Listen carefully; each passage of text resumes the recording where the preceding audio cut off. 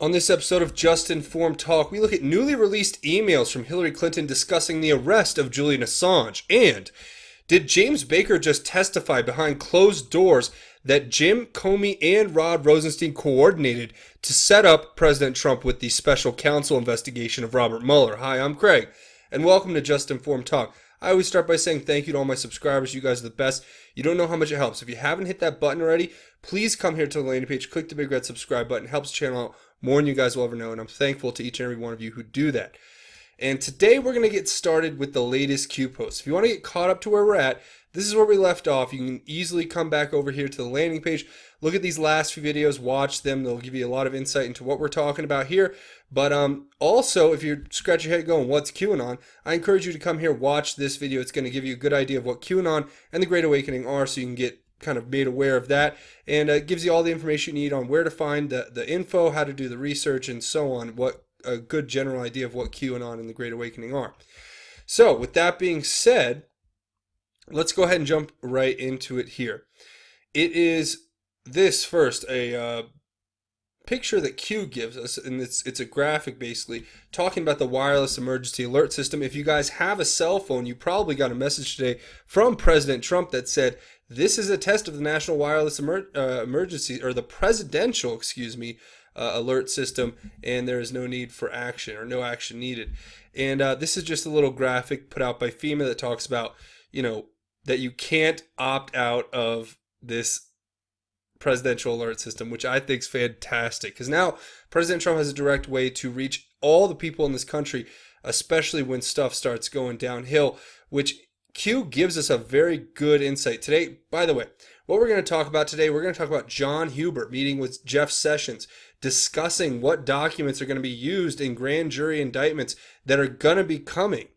And this is something very important because it points to what we have suspected for quite some time, that John Huber and Jeff Sessions are working together on various investigations behind the scenes that don't focus on the Russia investigation, where you already have Rod Rosenstein overseeing that and Robert Mueller running it, where we know that was set up off of false pretenses. It's a hoax investigation. There's nothing there. There's no there. But we do know there is there when it comes to Hillary Clinton, her email system. And we're going to look at emails that have been newly released from her talking about Julian Assange's arrest, plus much, much more. So let's keep going. So then after this graphic, you have this Twitter post from the U.S. Attorney in Utah, where it talks about how the U.S. Attorney Jeff Sessions is at the Justice Department thanking Utah police officers for their efforts in reducing violent crime in Utah. But this is a predicate for, obviously, honoring these men who fight violent crime. But then also, it's so that Jeff Sessions can meet with, you guessed it, John Huber to have some discussions. Now, what would they be discussing? Well, if you guys have been following this for a while, you'll know that John Huber and Michael Horowitz, you have John Huber, who's the U.S. Attorney in Utah, and then you have Michael Horowitz, who is the Inspector General. These guys have been working together behind the scenes since November of 2017, so almost a year ago, in multiple investigations into things like the Clinton Foundation, Hillary Clinton emails, basically a myriad of different corruption cases that have been going on behind the scenes. And that's what this is all referring to. This is what Q's kind of insinuating, hey, you guys need to look at this, right? And saying, what a wonderful day. Oh, and it gets even better. So now this one says, the next post here says, Sessions meeting Huber the same day as POTUS alert. Sessions meeting Huber the day prior to, and then it gives this actual document, right? And this is from Bob Goodlatte, and it's summoning Jeff Sessions to appear before the Committee on the Judiciary. I wonder what this could be related to, he said inquisitively. But you guys, tomorrow at 12 p.m., I'm going to be watching. There's going to be a hearing where Jeff Sessions is going to be testifying in front of the Committee on the Judiciary. And what he's going to be testifying about? Well, wouldn't you know it? They're going to be testifying about some pretty incredible stuff. They're going to be testifying, or Jeff Sessions will be testifying, giving his testimony to the Committee on the Judiciary about the McCabe memos, which were the predicate for the New York Times article that talked about Rod Rosenstein wearing a wire and trying to get the president's administration to turn on him and enact the 25th Amendment to try to remove him from office. unconstitutionally, mind you, because there's no predicate for, or there's no real evidence that President Trump is not able to perform his duties, right? But also, they're going to be talking about the Woods file, which is related to the application for and the subsequent renewals of a Foreign Intelligence Surveillance Act order authorizing surveillance on Carter Page. So they're going to be discussing the FISA with the Carter Page FISA. They're going to be discussing the McCabe memos and all documents related to the communications shared with the Gang of Eight in May 2018 related to the investigation into Russian interference in the 2016 election. Guys, it is going to be incredible. I cannot wait to see this hearing. There's going to be so much information, and you guys can check it out for yourself. Just go find out when it's coming up, and you'll see. But it says, what must be understood prior to, ? Think grand jury information. What are the odds of that? Q. So what we've been talking about for a very long time is that these investigations have been going on behind the scenes, where Sessions has been working with Huber and Horowitz to put together these cases, especially dealing with stuff that happened with the Clinton Foundation, happened with the email situation, and then other things like the Carter Page FISA, looking into not necessarily the Russia case itself, the Russia investigation, but how that came to be, right? And Q told us before that Jeff Sessions had been writing letters to the Supreme Court basically saying that, or asking about what the proper procedure would be for unrecusal if X evidence came out that basically proved that it's a hoax, right? That it was all off of a false predicate, a fake Christopher Steele dossier that was used, that was manufactured by the political opposition and then used to target President Trump by the Obama administration. How would that affect basically Jeff Sessions' ability to unrecuse himself? And that, I think, goes very closely with what you've seen here with this obstruction of and resistance to Judge Brett Kavanaugh, because he would have been a person on the Supreme Court who could make that deciding call, especially if you're talking about looking at it from a majority perspective. But that's not as far as the advised part that was going on there. But just that's why they're going so hard against him, because what Q is saying is that there is basically Q is saying what must be understood prior to understanding that there are grand juries out there who may be being impaneled to actually collect this information. And so, for instance, if you're going to unredact 20 pages out of the FISA warrant, if there are ongoing investigations into wrongdoing with those who are involved in creating this fake dossier and then using this fake dossier, then those documents probably can't be released because they're part of an ongoing investigation. So it gets a lot more complicated the more we get into this. But what it really means ultimately is that progress is being made and that people are going to be held accountable for their actions. And that really is the most important thing.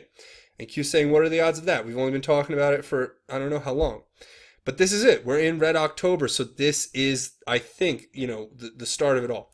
Now, the next one here takes you to this FOIA registry page or whatever. And it says page 20, Assange arrest in the kill box by Marty Tory, Mad Hatter, Q. So we all know that Martin Tory, I think he was an admiral in the Navy or captain of a boat, captain in the Navy, something of that nature. He was formerly in the Navy, and then he ended up working in politics and becoming Hillary Clinton's quote-unquote Mad Hatter, meaning that he was basically her fixer and did a lot of stuff behind the scenes that has been alluded to by Q as being quite nefarious. Now, with that being said, what is this document, you ask? Well, if you go here to the page, to the virtual reading room for the FOIA on this, you actually go over to page 20. Q gives us the link that starts you right here on page 1. So you just go over to page 20. And when you do that, of course, you see right here at the bottom, 1231 with no year attached. But you can see that it is from Marty Tory to Hillary Clinton, and it's talking about Assange arrest. Now, what does the email itself say? Well, the email is from Marty to Hillary Clinton, and it says, H, been waiting to hear this great news. He must have made your life miserable, simply a bad guy. So tired of people who try to damage the U.S. while the U.S. does so much for others. Where is the justice and common sense these days? Hope all the current world madness somehow gives you, or hope all the current world madness somehow gives you time to prepare for Christmas and enjoy simple things. Took blank to pick out a Christmas tree. If there's better stuff than that, I hope. If there is better stuff than that, I don't know what it is. Anyway, hope the WikiLeaker gets what's coming to him. Happy Christmas, Preps M. Marty or Mad Hatter. Well, you see it right there, and I think there's a lot of confusion about Julian Assange right now because nobody's got a real fix on him. Obviously, it's speculated that he's being held up in the Ecuadorian embassy, but then other people will say, is it possible that Julian Assange has already been arrested and that this has already happened, that he's been picked up at some point? But regardless, this is an email that would seem to be from back in, I believe, 2016. It's just been released today, or not today, September 26, 2018, so a little bit ago. And what it talks about basically is they're talking about sharing this great news about an arrest of Julian Assange. So maybe they know something that we don't, but if Julian Assange was actually arrested, then that would be pretty crazy. I don't think many people have seen him for quite some time, but I'll look in the comments to see what you guys have to say about that, because this to me is just telling of a broader story here, a broader narrative, which is that Hillary Clinton obviously hated Julian Assange for what? For exposing her own criminality, and that they would do anything they could in their power to get Julian Assange, including arresting him and or doing worse, I'm sure. But that's basically what this is saying. So to me, I'm just reading it. I'm just sharing this with you guys, and you guys can let me know what you think. But yeah, I'd love to hear your thoughts. So now the next one here takes us back. This is Q giving us an old Q post from September 20th. And of course, it was this clip. I'm not going to, or I guess I'll play it again, but it's Joe DeGeneva talking about what is going on behind the scenes with this whole FBI and Mueller investigation with Rod Rosenstein and James Comey. And what Q's telling us before we watch this clip about it, so you can think about this as you're watching the clip, it says, did James Baker just testify behind closed doors? Rod Rosenstein and James Comey coordinated to appoint Mueller? What a wonderful day, Q. So, I mean, the insinuation obviously is that James Baker is singing like a bird behind closed doors, explaining how Rod Rosenstein and James Comey coordinated the appointment of Robert Mueller to this hoax investigation, which is predicated off false and fake, unverified, this Steele dossier, and it's just a complete hoax and fabrication where they've used it as an excuse to spy on the president, and it was all done under the Obama administration. So therefore, and what Q's told us is that Obama was getting presidential daily briefings with updates on the spying of President Trump. Also, that they were in the Situation Room in the White House watching these wiretaps in real time. Isn't that crazy? Yeah, I would say it is. So, but we'll watch this clip real quick. As I've been saying for 2 years, there was a brazen plot to illegally exonerate Hillary Clinton in the email case, and then if she lost, to frame Donald Trump. And that is exactly what these texts are about.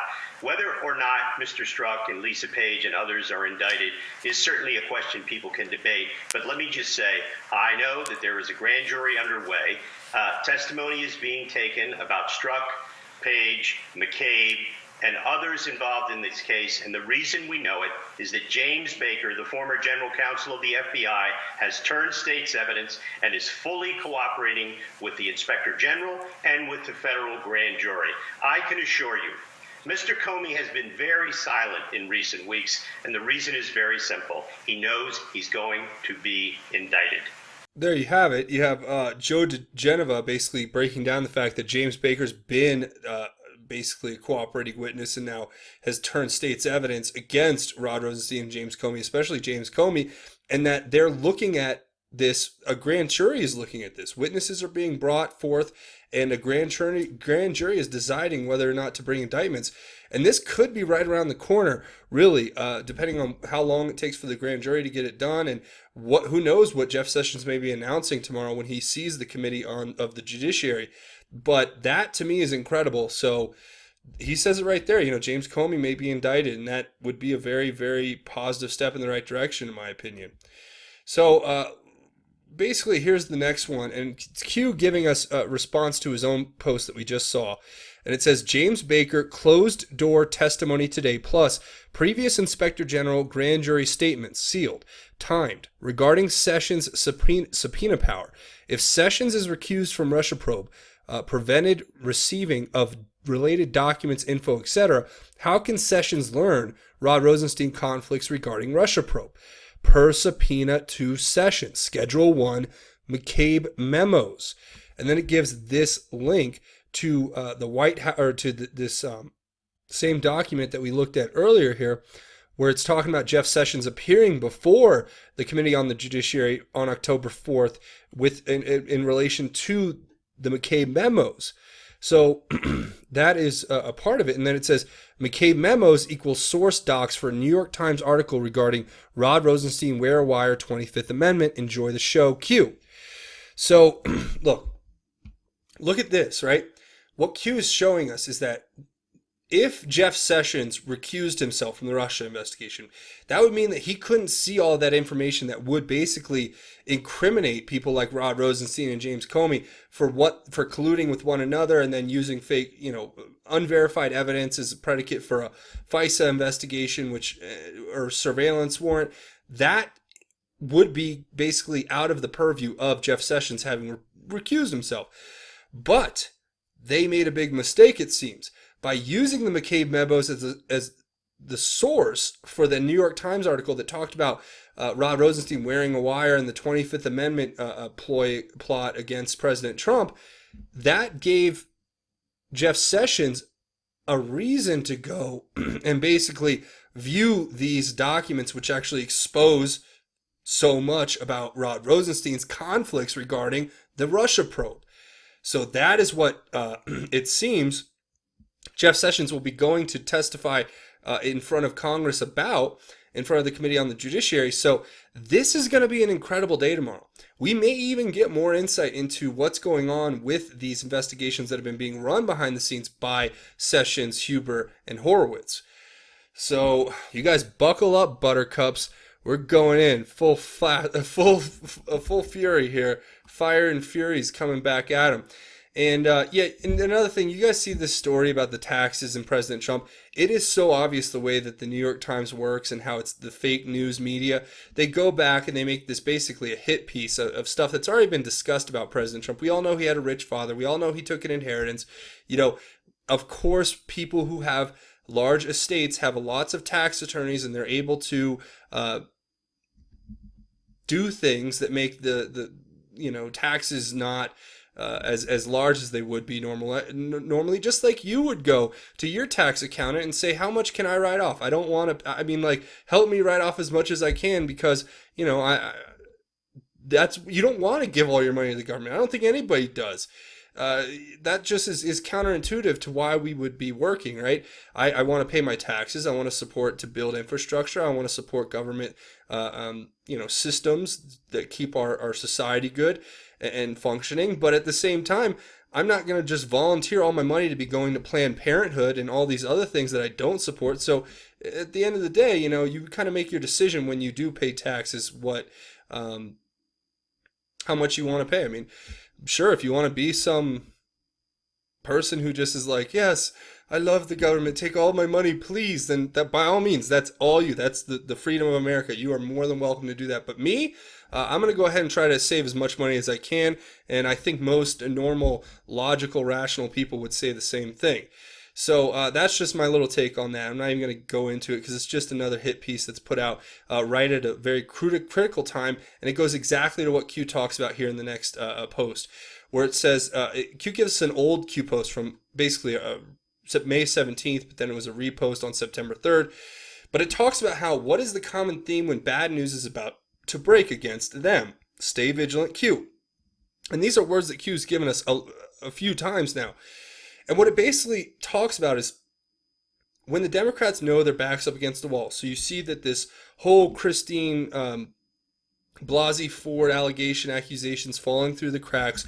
They're going to probably wrap up the investigation by tonight or tomorrow and end up having a vote, hopefully by the end of the week. And they may actually confirm Judge Kavanaugh to the Supreme Court by the end of the week. So they're losing there. They're obviously, this whole story, if it comes out about, Hillary Clinton and James Baker and Rod Rosenstein and the Obama administration, the more of that comes out, the more basically done for they are, because it's going to expose how corrupt they are and how they basically game the system in their favor and in my view, criminally use the system to meddle in the 2016 election and to cover up their own crimes. That, to me, is going to be a big story that breaks. But then Q says basically, well, anyway, when these stories break, there tends to be like stuff that happens in the news, right? These big stories, you'll have some sort of attack or some sort of, and I'm not saying that they're all connected because I'm not omnipotent. I don't know all that, but I do know that it's quite suspicious that every time the Democrats are about to face some sort of, backbreaking type of allegations, there's mayhem everywhere, right? And first, Q gives us two articles. Q says tensions flaring, and it gives this article from Fox News, where it talks about how Capitol Hill tensions flare over Kavanaugh as protesters confront lawmakers. And this just goes into like the lawless, I don't want to say lawless, but the hysteria that's happening with these demonstrators. Look at what they did. Mitch McConnell was flying into Ronald Reagan National Airport. He was basically harassed by these so-called victims on his way to his car, leaving his flight. They're basically asking him all these questions like, oh, do you support, women being abused? And they're just stupid questions. They're meant to elicit emotion, not to actually do anything. They're just meant to stir up people's emotions and make you think, oh, that Mitch McConnell's a heartless man. He won't stop and talk to these women who are harassing him as he's walking through the airport. Well, the reality is, if you come up to a man like that and you just start yelling that he's basically, he doesn't listen to women, do you turn your back on women, making all these, inflammatory remarks that don't help anyone. It's just disgusting and ridiculous. And it's just all, and it all ties back to Kavanaugh. So it's like, they're basically guilting him and shaming him in public. They're publicly trying to humiliate him by saying that he doesn't support women and that if he doesn't believe Kavanaugh's accuser, then he's basically hating of all women. And it's just the most ridiculous logic that these people use. And trust me, I've been debating these people for a very long time, and it's just like, it's maddening. You get to a point where Mitch did the right thing. You just walk away. You don't engage them. It's like feeding the trolls here in the comments section. When somebody goes crazy and starts making, a rant and starts talking in graphic language and making all these, using racial epithets and all this stuff, you don't engage that. You just let them have a little tantrum like the toddlers that they want to be, and you move on and do adult stuff. Right? But that's what this article gets into.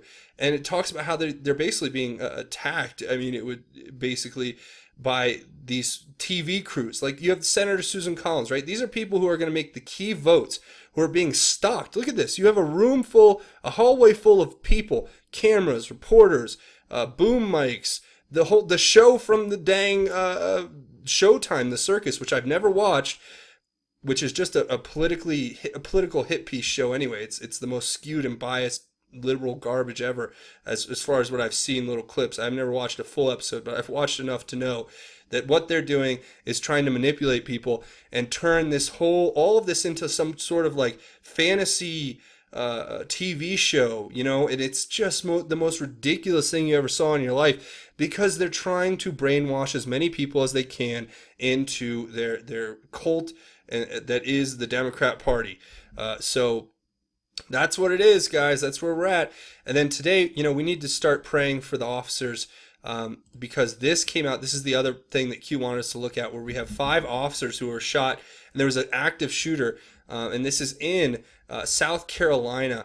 And, all I can say is that people are sick, and people are really, really mentally defective if they would go out and do this kind of stuff and hurt innocent officers and do this kind of thing. So we'll have more updates on that probably in upcoming episodes if there's more to that story. But it says tolerant left, Q.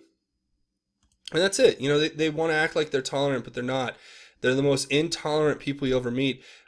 You try to have a debate with them. For instance, I have a debate with some of my friends on my personal social media, and I'll say something like, you know, defending Judge Kavanaugh, defending my case, you know, about the way I feel. And some people will engage in very open and honest discourse, but then you'll have people that just jump in and tell you to go kill yourself. That's what they'll say.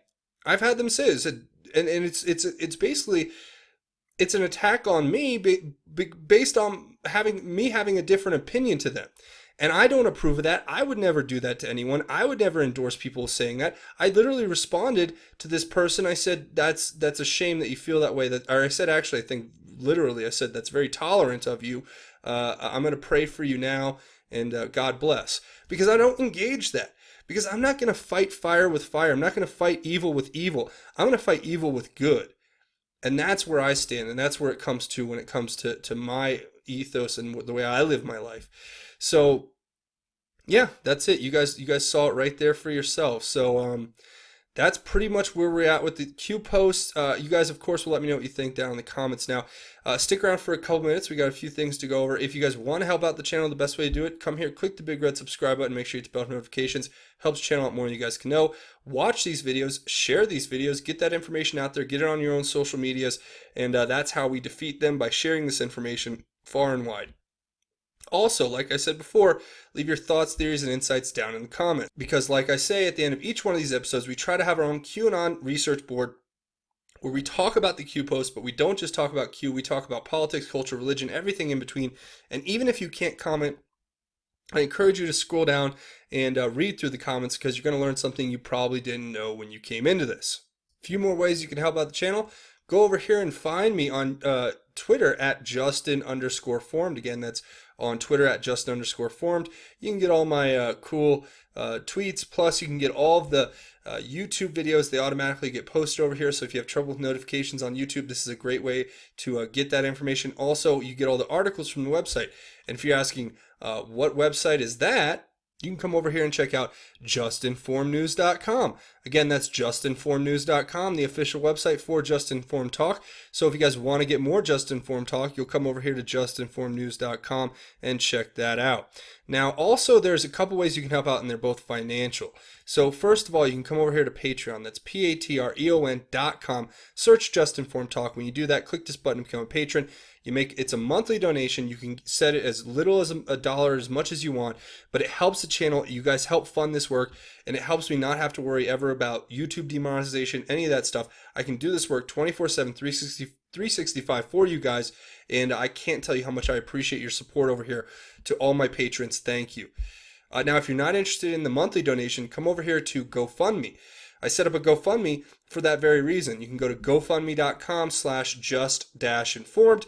And when you do that, you can click this button to make a donation, and you can make an anonymous donation, or a one-time donation, or a one-time anonymous donation. And that's another way you can help out the channel if you're not interested in the monthly thing, but you want to help out and contribute. So I really am thankful and appreciative for everyone who has come and made that contribution. Now, before we go, we're going to talk about the most important thing, and it's about God's grace and how it is, in fact, greater.